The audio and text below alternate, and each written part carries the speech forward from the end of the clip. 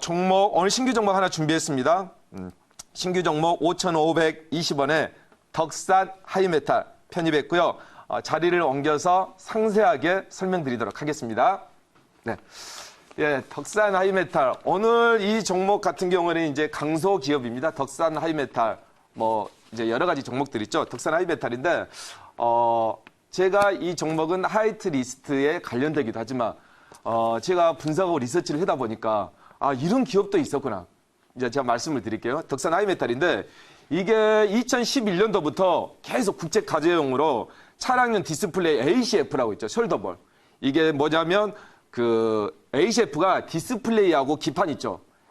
PCB 연결해주는 양면 테이프 필링 같은 거예요. 그래서 이걸 보면 ACF가 소재인데, 제조한 회사인데, 이게 어디서 독점을 했냐. 일본에서 보니까 독점을 했더라고요. 순수 일본. 왜? 일본이 자동차 하면은 닛산, 도요타, 렉서스, 인피니티 차량용에 많이 들어가잖아요. 그래서 스마트 기기 일본산이 옛날보다는 좋았죠. 한 5년 전만 해도. TV도 마찬가지고요. 근데 지금 우리나라가 거의 따라잡았지 않습니까? 스마트폰도 마찬가지고. 그래서 일본이 거의 독점을 하고 있는데 어떻게 돼가고 있을까요? 예, 이 회사가 국산화에 성공을 했습니다. 덕산 하이메탈이. 국산화에 성공을 해서 어떻게 됐을까요? 국산화 하면 어떻게 해야 될까요? 상용화까지 해야죠. 상용화도 했습니다. 예. 이 점유율이 독점적인 점유율이었는데 이게 이 진입 장벽이 상당히 높더라고요. 왜냐하면 이 정도로 이 수치가 이 정도로 아주 입자가 작은 그런 크기를 유지하기 때문에 진입 장벽이 상당히 높더라고요. 제가 파악을 했는데 그래서 일본 기업인 한 2개 기업이 있어요. 세키스이하고 네폰 케미칼이 독점했었는데 덕산 하이메탈이 우리 국내 시장을 잠식하고 있었더라고요. 그렇게 보시면 되고요. 15년 동안 일본 같은 경우에는 15년 동안 독점을 했더라고요. 그죠? 우리가 만들어야죠. 15년 동안 독점을 했는데 덕산 하이메탈이 국내 숄더 납땜은 1위 업체인데요. 이 회사가 국산화를 성공을 해서 현재 국산화를 넘어서 세계 2위까지 1위는 어디예요? 일본이고 세계 2위까지 갔습니다. 그래서 국산 점유율 보니까 상당히 크더라고요. 국산 점유율이 한 60%에서 70%까지 되더라고요. 괜찮죠, 여러분들? 괜찮아. 이런 기업들이 많이 생겨야 됩니다. 그렇게 보시면 되고 일본 기업이 독점 생산하고 있는 ACF 도전별 상용화 우리 덕산 하이메탈이 해냈는데 저는 좀 편입이지만 나름대로 좀 칭찬을 해주고 싶습니다. 이런 날을 준비해서 꾸준하게 연구 개발을 게을리하지 않았다. 그렇게 보시면 되고요. 앞으로도 이제 보게 되면 세계 시장에서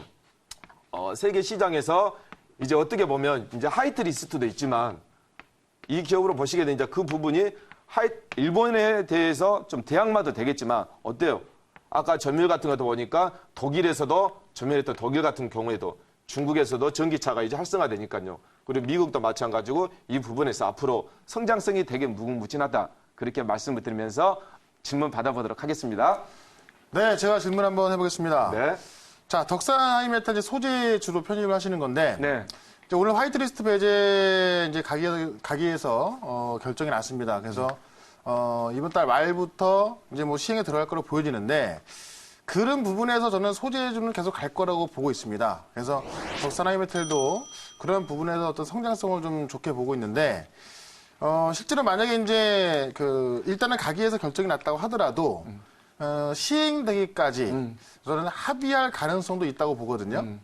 그렇다면 네. 만약에 합의가 된다면은 중장기도를 봤을 때는 어쨌든 소재 국산화에 대해서 계속해서 시장에서 관심을 가질 수 있겠지만은 만약에 합의가 된다면은 좀 빠질 수도 있을 것 같은데 실제로 그 시행되기까지 합의 가능성에 대해서 어떻게 보시는지. 합의 가능성요? 계속 네. 그 질문을 계속 하시네요. 네. 앞전주에도 그 질문을 했지만 역시나 기존대로 가고 있죠. 합의 가능성 글쎄요. 확률이 너무나 낮기 때문에 네.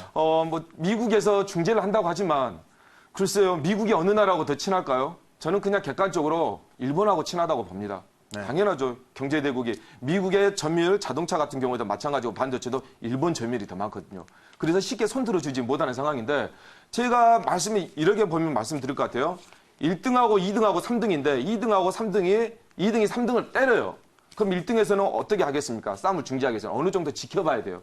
지켜보다가 어느 정도 승자가 될 사람한테 좀 밀어주지 않을까. 저는 그렇게 보거든요. 어느 한 나라를 그냥 한국 쪽에다가 한국도 동맹국이고 일본도 동맹국인데 이 두 부분을 중재하는 것보다 어느 정도 지켜보면서 자기 나라가 또 취할 수 있는 스탠스를 보면서 어느 정도 카드를 내밀 것 같습니다. 그래서 좀 그런 부분들 아직 진행되고 있기 때문에 합의 가능성은 조금 멀어 보이네요. 그것은 네. 나중에 이제 어느 정도 싸움이 시작된 다음에 합의 가능성이 나오지 지금은 그것은 너무 먼저 좀 이르다 그렇게 말씀을 드리고요. 이 회사 같은 경우는 뭐 하이트 리스트도 마찬가지지만 주가로 아까 차트 보시게 되면 나름대로 저점이에요. 저점이 아니라 그냥 바닥 부근입니다. 제가 원래 바닥이라고 잘 말 안 하거든요. 바닥 부근이기 때문에요. 하이트 리스트가 혹시라도 0.0001%라도 합의된다 하더라도 주가에는 크게 무리가 없다. 그렇게 말씀드리면서 선절가 말씀드리겠습니다. 5,200원. 목표가는 6,350원.